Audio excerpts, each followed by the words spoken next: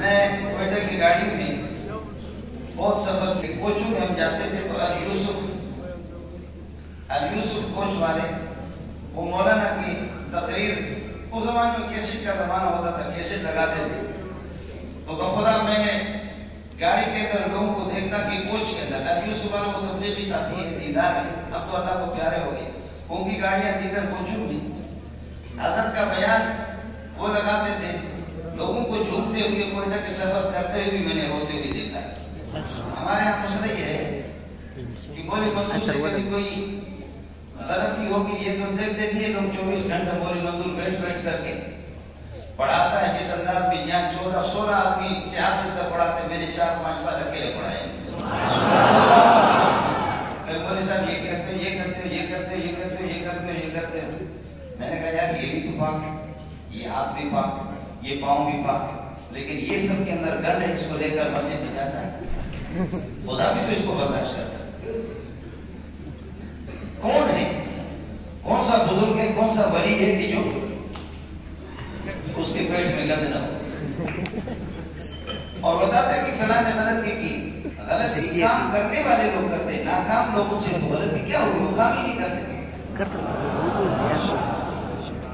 غلطی تو کام کرنے والے ہی کرتے ہیں، ان سے غلطی کوئی ہو جاتی ہے۔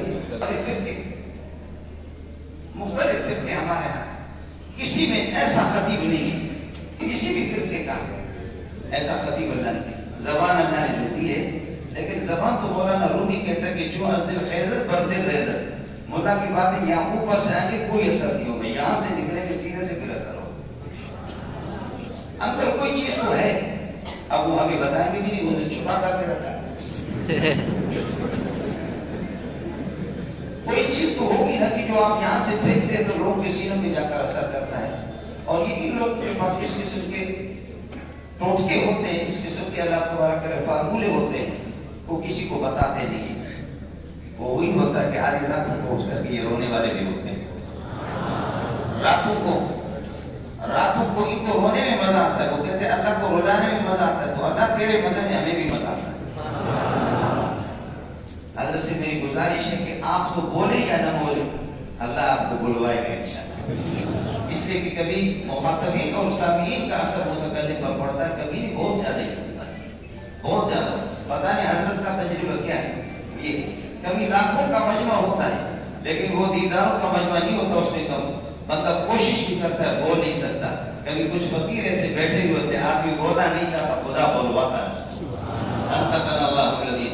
ایسے بھی یہ سیلاب ہے، اب اس کی مرضی ہے، یہ سمندر ہے، جس طرح بہے اس کی مرضی ہے، وآخر دعوانا